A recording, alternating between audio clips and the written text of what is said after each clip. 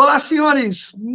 Eu não posso falar muito bom dia, nem muito boa tarde, porque eu não sei a hora que você vai ver esse vídeo. Então, mas eu quero desejar a todos as boas-vindas aí, principalmente a minha convidada, a minha amiga de já faz um tempo já. Não vou entregar, porque senão ela vai ficar brava comigo, mas eu queria dizer que eu me sinto honrado com a doutora Alessandra Milano.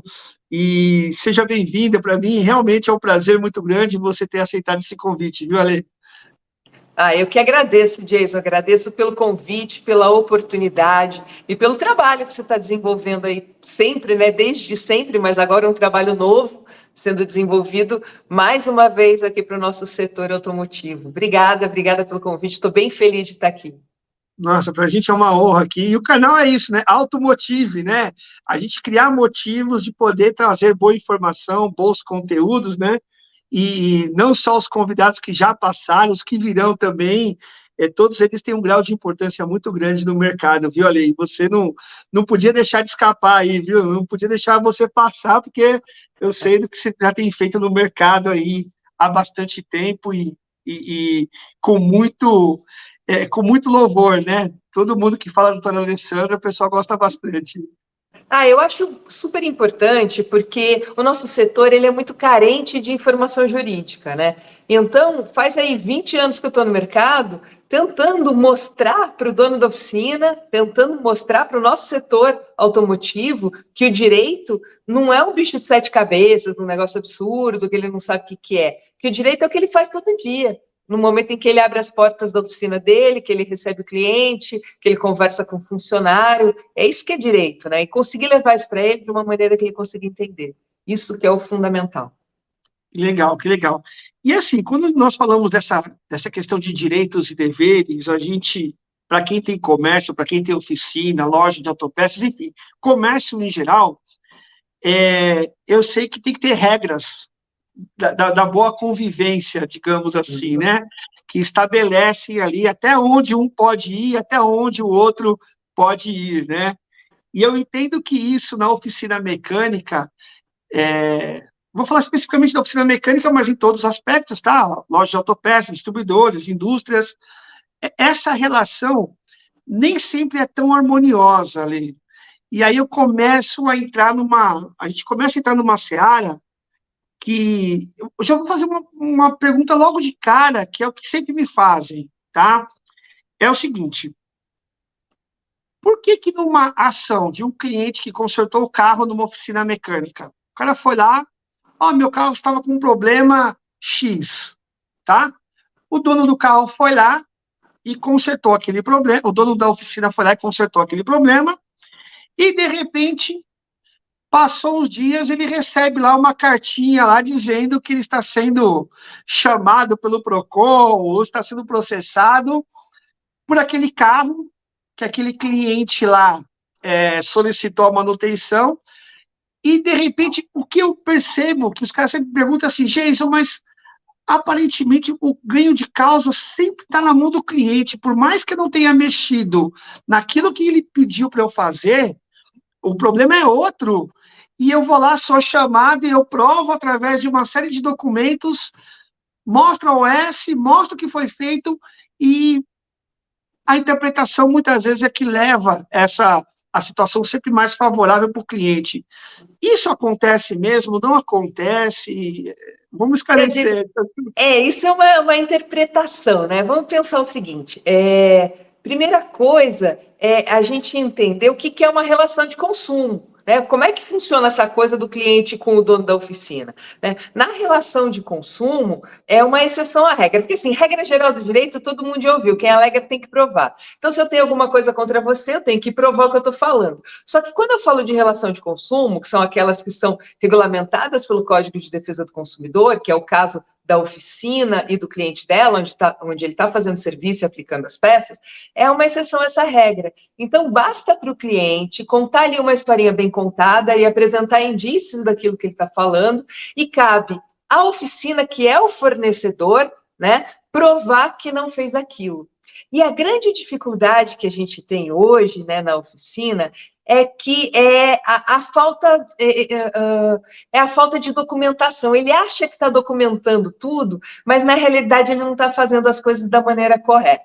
Por exemplo, checklist. Checklist é um documento que só tem valor se for assinado pelo cliente, porque senão é documento unilateral, não serve de nada, né? Orçamento. O orçamento, ele tem que necessariamente ser aprovado pelo cliente. E o orçamento, ele vai fazer, às vezes, do contrato ali entre as partes. O orçamento e o orçamento complementar, mais ainda. E como é que eu colho? Como é que o cliente autoriza, né, aprova esse orçamento?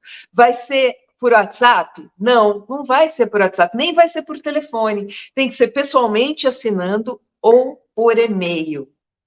Isso são situações. Na relação de consumo, a informação é a palavra mágica. Então, eu tenho que informar o meu cliente e eu tenho que ter a comprovação de que ele foi informado.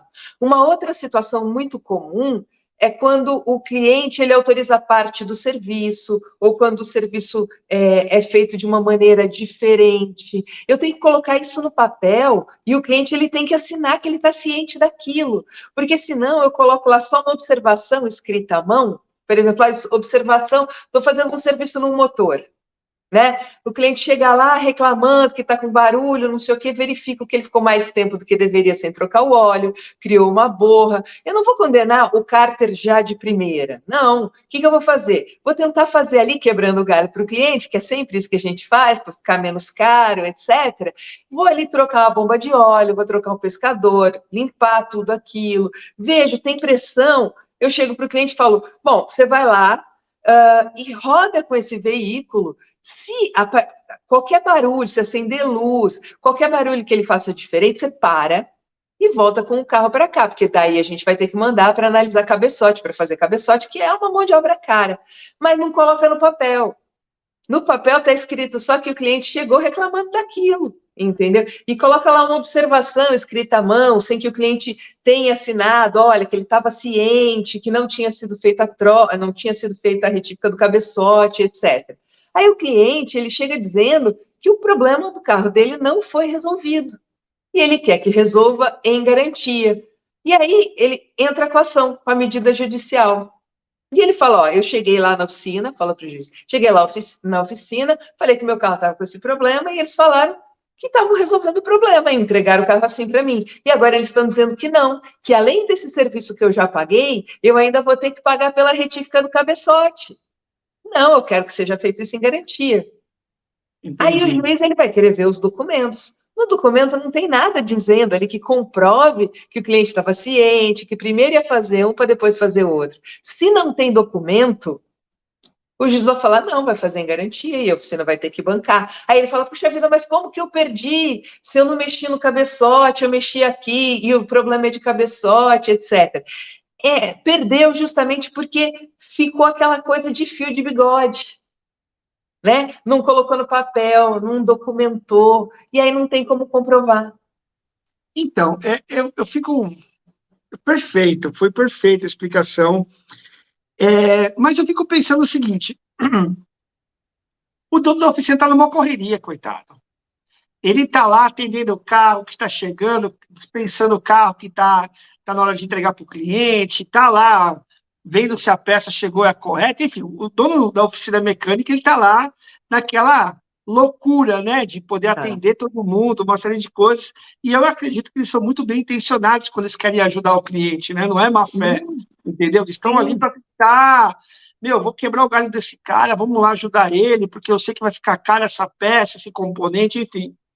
Aí, no meio do caminho, ele pega lá o aparelhinho dele, aí ele fala assim, ó, cara, eu troquei aqui o óleo, que realmente já estava vencido, troquei o filtro, troquei aqui a bomba de óleo, vou dispensar o carro para você, porque eu sei que você está precisando. Porque amanhã você vai levar seu filho no médico, porque amanhã você tem uma reunião importante, uma série de coisas tal, e ele faz isso. Aí, nessa situação que ele pegou e foi lá diante do juiz, né, no qual ele recebeu aí essa boa surpresa, o que acontece? O juiz ele vai lá e mostra o orçamento, mostra tudo, e aí ele fala, juiz, ó, peraí, tem mais uma coisa aqui. Ele mostra Ó, a conversa que eu tive com ele no WhatsApp, eu avisei ele que isso era algo que eu estava fazendo para ajudá-lo. Ajuda isso daí, Ale? Aí entra numa coisa que é um questionamento que sempre me fazem, Jason. Por que eu falei ali no começo que o orçamento ele tem que ser autorizado e toda a documentação tem que ser feita por e-mail ou ao vivo? Porque acho que foi em final de 2021, houve uma decisão do STJ, Superior Tribunal de Justiça, que o WhatsApp não vale como prova aqui no nosso ordenamento jurídico.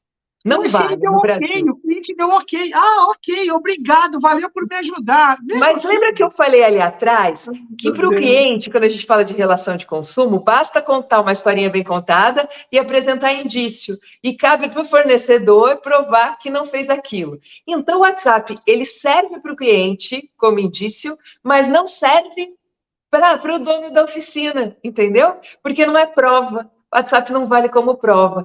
E aí eu sei que está na correria. E é por isso que eu falo muito em processo, Jason. Tem que ter um processo na oficina. A partir do momento que as coisas são feitas sempre da mesma forma, que é sempre igual na oficina, não tem erro. Então, eu tenho um modelinho aqui de documento. Ah, quando acontece uma situação como essa, sei lá, o cliente está levando a peça, ele tem um documento que ele vai preencher e assinar. O cliente não aceitou, não autorizou o orçamento todo. Eu tenho ali um outro documento que o cliente vai preencher e vai assinar, dizendo que está ciente. E assim, né, ter um processo. Por quê? Porque quando a gente vai a gente vai numa concessionária, tem um monte de documento para assinar. E alguém deixa de ir na concessionária porque tem documento para assinar? Não Não, deixa. de jeito nenhum. Então, o que eu vou fazer? Eu vou mandar um WhatsApp para o meu cliente falando: olha, cara, eu te mandei o orçamento, eu te mandei o documento tal por e-mail. Retorna para mim com o seu de acordo. Dá até para colocar um botãozinho no próprio corpo do e-mail, só escrever de acordo, então, para eu começar o serviço. Por quê? Porque daí é interesse do cliente. O cliente quer que você comece o serviço logo. Então, ele vai lá no e-mail, vai te responder. Porque se deixar para o final, já não é mais interesse do cliente. E aí? Ele fala, não mexo com e-mail, não quero. Bom, você não mexe com e-mail, você vem aqui assinar. Eu tenho uma pergunta interessante aí sobre essa questão do WhatsApp. E pós-venda pelo WhatsApp? Vamos supor, a pessoa foi lá, fez o serviço, a oficina foi lá e mandou, avalie, né, nosso serviço, tem uma reclamação, e está ali tudo pelo WhatsApp, tá? Está interagindo lá com o dono do carro pelo WhatsApp. Chegou nos 3 meses, nos 90 dias, 90 dias, né, de garantia, legal, né, tá lá, chegou no 87º dia, né, o cliente já deu que o WhatsApp falou que não tá maravilhoso, tá isso, aquilo, outro, tal, aí de repente deu um problema que talvez não fosse aquele que a oficina, né, mexeu no carro do cliente. Isso daí também ajuda, porque o pós-venda que a oficina fez tudo certinho, entregou, mostrou, tá, tudo mais.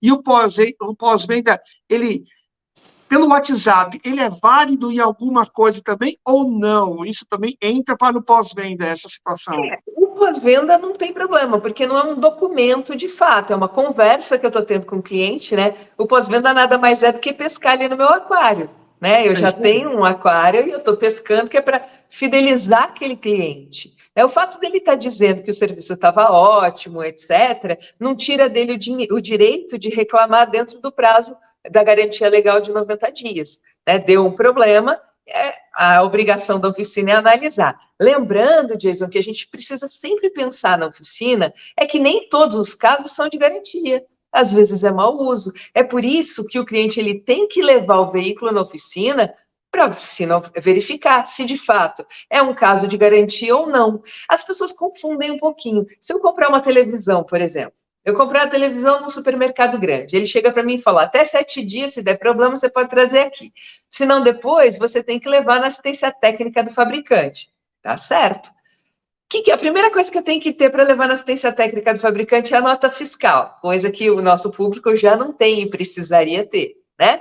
Nota fiscal para chegar na oficina. A segunda coisa é que não é que eu vou deixar minha televisão lá e eles vão falar: não, já vou consertar em garantia e está tudo certo. Não, eles vão fazer uma análise do problema, verificar o que aconteceu, quer dizer, se aquela televisão caiu, se tem qualquer avaria assim, não é caso de garantia, é mau uso, e aí aquela garantia vai ser recusada. A oficina, ela vai fazer da mesma forma, né? Ela vai analisar e verificar se aquilo é caso de garantia, se tem a ver com o serviço que foi de fato executado ou não. Não é tudo, né? Porque eu sempre falo, tudo tem garantia de 90 dias no nosso ordenamento jurídico, tudo, tudo, até alinhamento e balanceamento. Poxa, mas alinhamento e balanceamento tem garantia de 90 dias? Tem.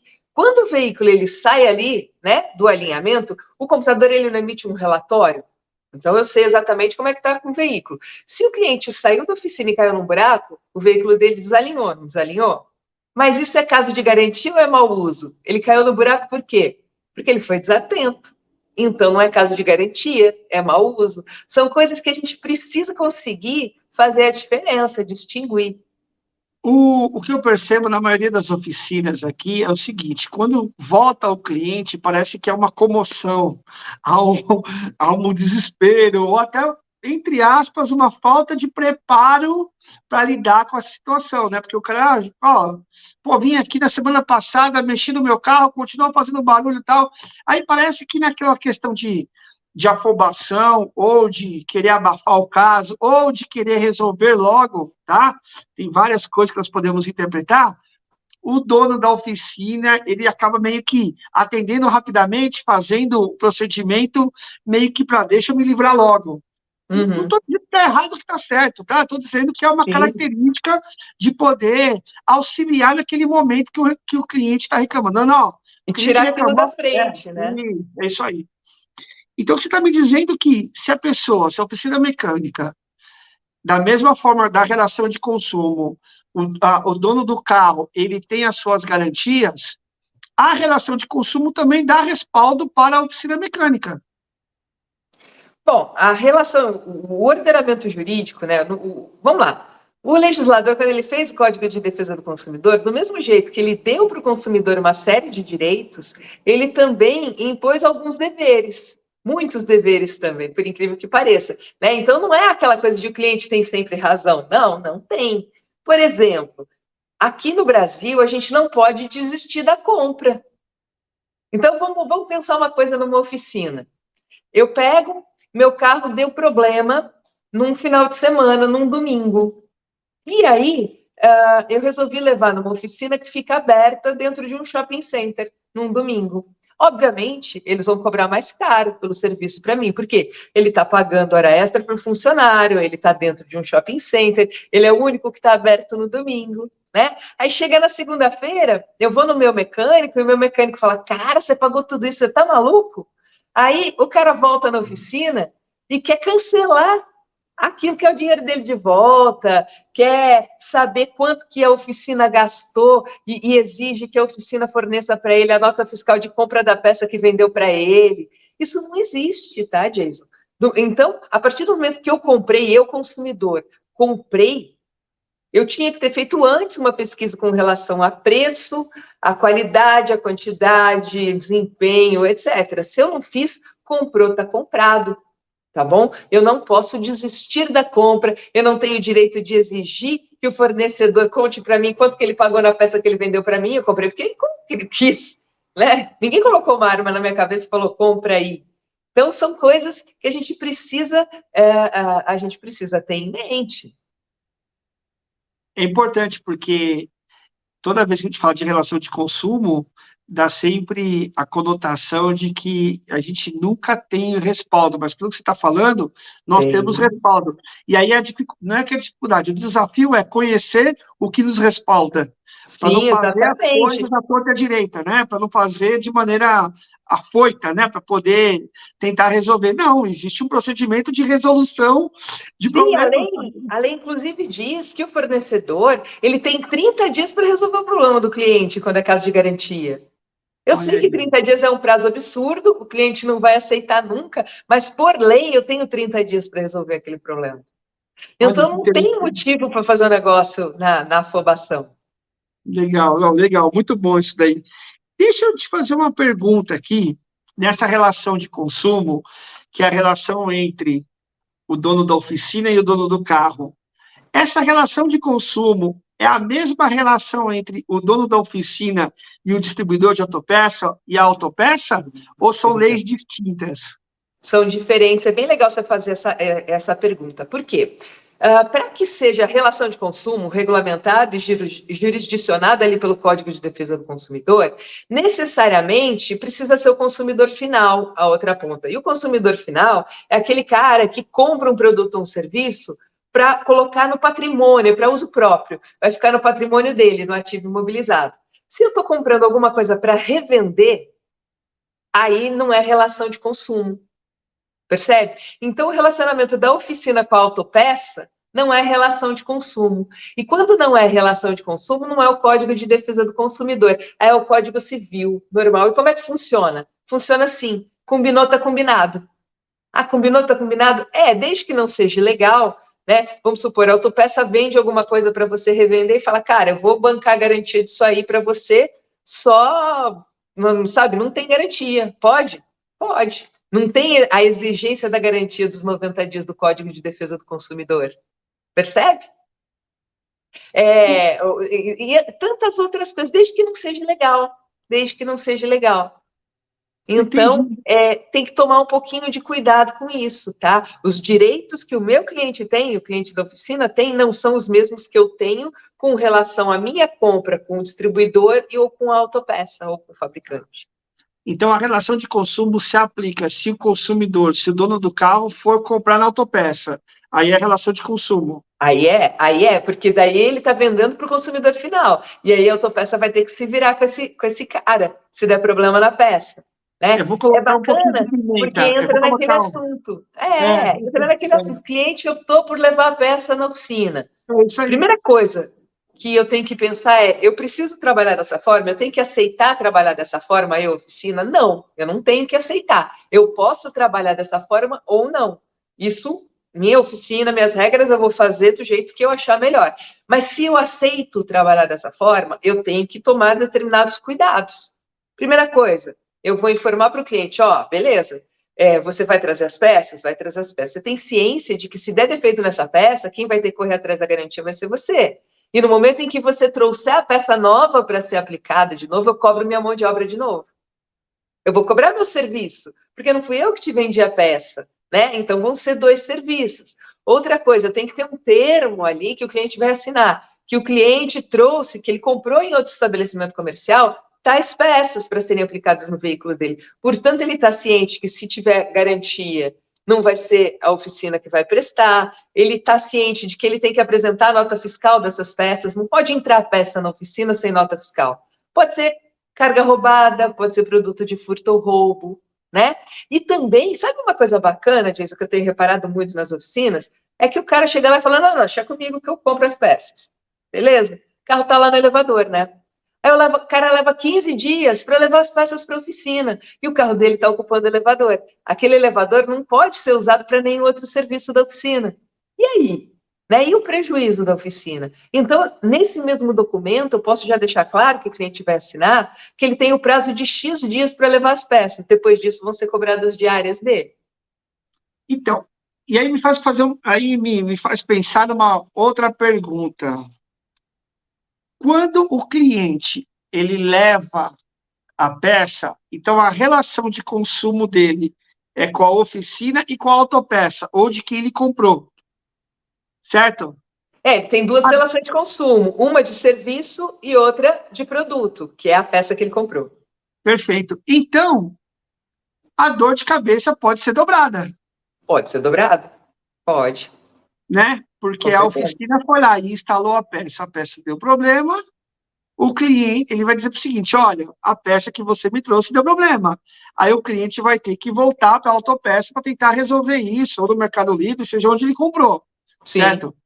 Então, analisando friamente, vale a pena, então, o dono do carro confiar que no dono da oficina que ele instale a peça correta para aquele tipo de carro.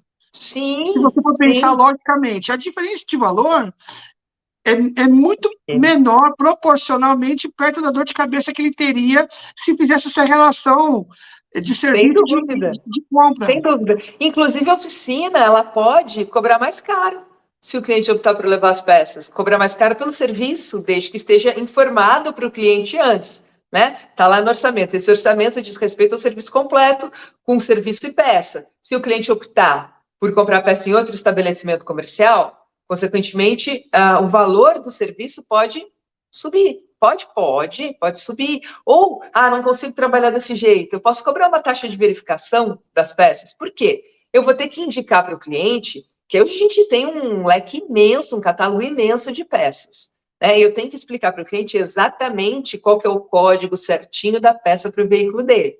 Quando essa peça chega, eu vou ter que fazer um checklist dessa, sabe? Vou ter que fazer o checklist de entrada dessa peça. Vou ter que analisar. Isso tudo é tempo. Isso tudo custa dinheiro e eu posso cobrar por isso, posso e devo, né? Eu, oficina.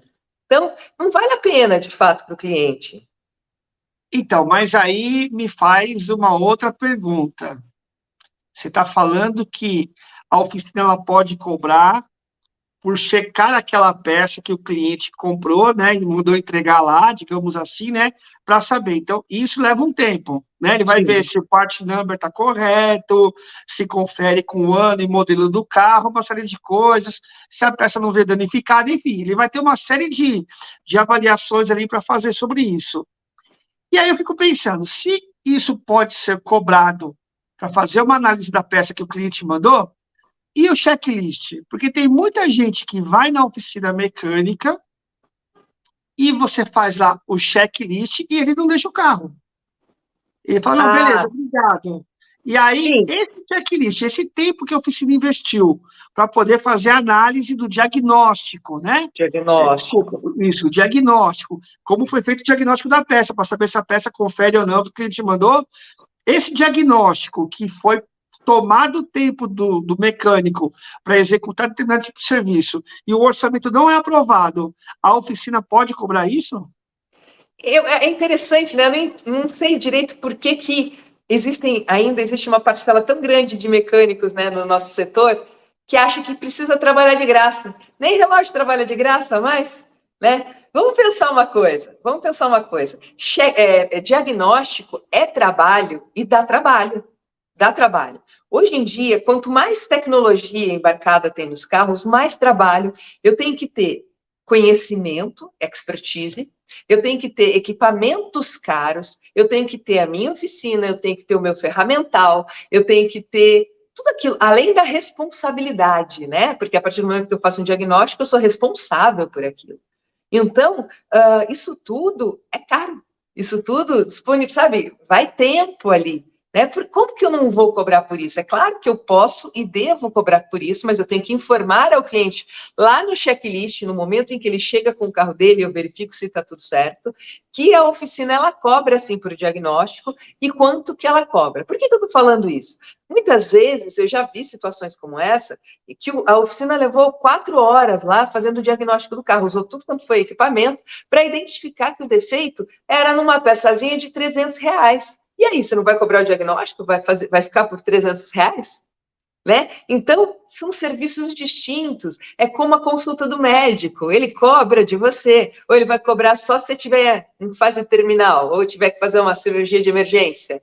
Vai não. E no momento que você tiver que fazer os exames, vai cobrar de novo. Ele vai devolver o dinheiro para você no momento que tiver que fazer a cirurgia? Não vai. Né? O advogado também não. E assim, são coisas que a gente tem que parar para pensar, porque senão o cara ele vai na sua oficina, que tem a capacidade de fazer um diagnóstico, chega com aquele carro no guincho, que ninguém conseguiu descobrir o problema, você tem os equipamentos que você comprou, o treinamento, né, todo, você tem toda aquela disposição, etc. Você faz o diagnóstico e aí passa o orçamento para ele, que são coisas totalmente diferentes. O orçamento, ele é gratuito e obrigatório, o diagnóstico não é. Mas para se chegar a um orçamento, tem que fazer um diagnóstico, né? Aí eu passo o orçamento para ele, ele já sabe qual é o problema do carro dele e todas as peças que têm que ser trocadas. Ele compra as peças no celular, na internet, e leva lá na oficina baratinha do cunhado. E Sim. aí o seu tempo, quem que vai pagar? Sim. Né? Tudo aquilo que você investiu. Que, Pode na e verdade, deve, mas eu tenho que é, informar antes.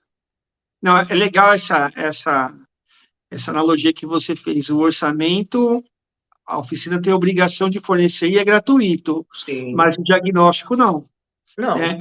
E que, na verdade, o diagnóstico é todo o investimento intelecto e de equipamento que foi dedicado a descobrir o defeito do carro.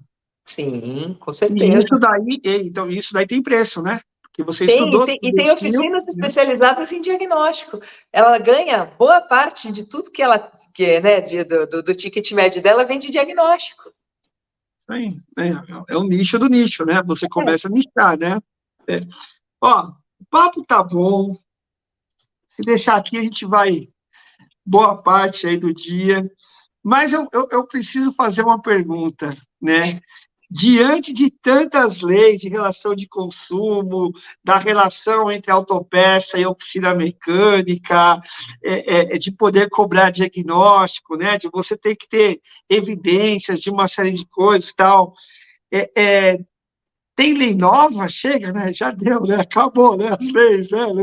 Eu acho que, olha, o nível de lei para as oficinas mecânicas dessa relação já deu, né? Joinha, né? Não tem mais nada. Não, por incrível que pareça, tem uma lei que a gente chama de nova e nem é nova mais, Jason. Só que as oficinas estão fechando o olho, assim, ó. Estão fechando o olho, que é a Lei Geral de Proteção de Dados, que eu chamava de nova Lei Geral de Proteção de Dados, e que nem é mais nova, porque está em vigor desde 2020 e as multas e as sanções já estão aí correndo desde 2021. Né? O que é a Lei Geral de Proteção de Dados? É uma lei que veio para o país, para o Brasil se equiparar com outros países do mundo, porque estava difícil de conversar no comércio exterior, etc., que protege os dados pessoais. E o que é dado pessoal? É tudo aquilo que identifica alguém. Quando eu falo de alguém, eu falo de ser humano, tá? De pessoa física. Essa lei não trata de dados de pessoas jurídicas, só de pessoa física. Então, no momento em que o seu cliente ele entra na oficina e ele faz o checklist, imediatamente eu vou ter que fazer o cadastro desse cliente.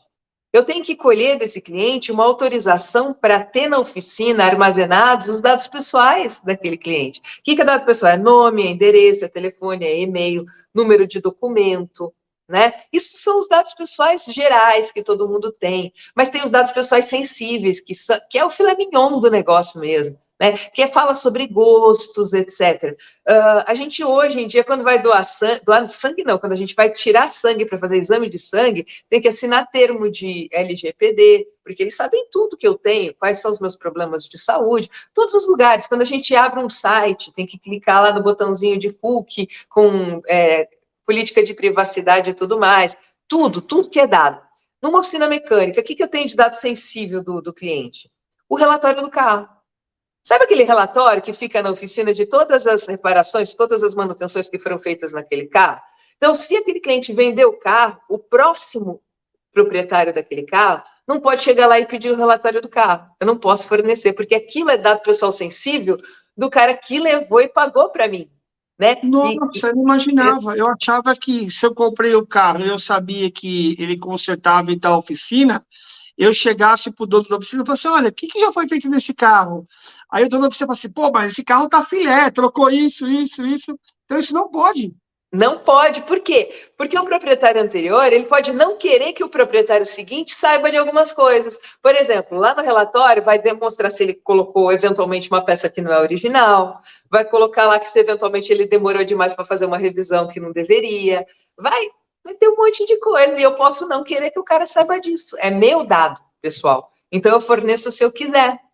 Então, são coisas. Só que não é só isso, tá? A adequação de uma oficina, a nova Lei Geral de Proteção de Dados, é muito mais que isso, Jason. Tem também relação aos dados pessoais dos funcionários, porque a gente sabe tudo deles. A gente sabe onde ele mora, a gente sabe se tem filho, se paga pensão, se não paga pensão, se é casado, faz exame médico admissional. Eu passo os dados desses meus funcionários para a contabilidade, para o departamento pessoal. Eu tenho que ter um termo de sigilo e confidencialidade do departamento pessoal. Eu passo os dados dos meus clientes para o sistema de gestão. Eu tenho que ter um termo de sigilo e confidencialidade do sistema de gestão. Tem as câmeras internas. Quem que tem acesso a essas câmeras internas? E os meus prestadores de serviço? E a galera que mexe nos meus computadores? Todo mundo tem acesso. Então, eu tenho que blindar a minha oficina Porque qual que é o grande problema com LGPD, né, Lei Geral de Proteção de Dados? É que é igual à relação de consumo.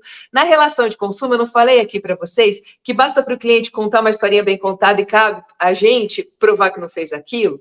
Quando a gente fala de LGPD, é mais ou menos a mesma coisa. O titular de dado, ele não tem que provar que o dado dele vazou na minha oficina, da minha oficina. Eu que tenho que provar que não, que eu fiz tudo que estava na lei, né? Quer dizer, então estava tudo que estava ao meu alcance, que estava na lei, para blindar minha oficina. Consequentemente, eu tenho que provar que não vazou de lá. E eu só provo demonstrando para a fiscalização que a minha empresa está adequada. Isso não é só para oficina, é desde a pastelaria até a multinacional. Todas as empresas no Brasil têm que ter isso. E a fiscalização está vindo pesada, Jason. Para você ter ideia, o teto de multa é de 50 milhões. Tá, não vai multar em 50 milhões uma oficina, mas passa por multa diária e por 2% do faturamento. Pô, 2% do faturamento, às vezes você não tem de lucro. Imagina ter de multa. Nossa, Lê. Bom, me ajuda aí, né, Ali? Como é que faz aí, meu, para o pessoal te achar aí? Me dá o caminho das pedras aí para quem quiser ter todas essas informações, ter aí uma manutenção preventiva dos seus negócios, né?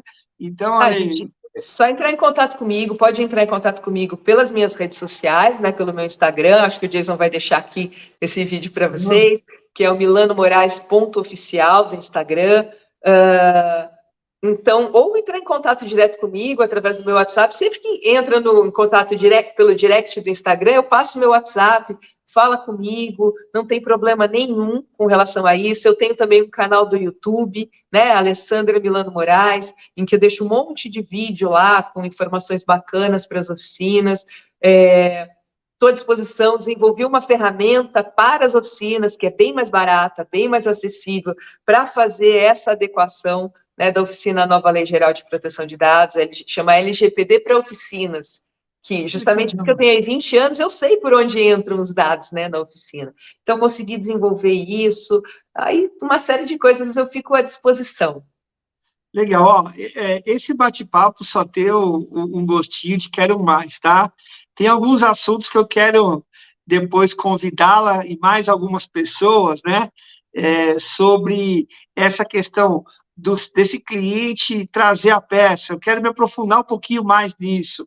Checklist também, para mim é uma faca de dois gumes isso daí, entendeu? Porque se você faz direito, beleza, mas se você não faz direito, né, deixa passar alguma coisa, como é que você se defende na hora do vamos ver, entendeu? Então, tem alguns outros assuntos que eu gostaria de tratar com você, Ale, e para mim, novamente, aí é uma honra muito grande ter você, para mim é um privilégio muito grande ter você como minha amiga, né, há tanto tempo aí, e espero que você tenha gostado e espero que outras oportunidades apareçam para a gente estar junto, viu? Ah, com certeza, Jason. Ó, muito obrigada pelo convite, estou muito feliz. Parabéns pelo trabalho novo que você está realizando. O que precisar, estou aqui, é só chamar que eu venho. Você sabe, né, que eu sou igual arroz de festa. É só chamar que eu venho e vamos bater mais papo aí, que a gente tem muita informação de qualidade para levar para o nosso setor automotivo. Legal, Ale, obrigado, viu? Nada, imagina. Um abraço grande, Jason.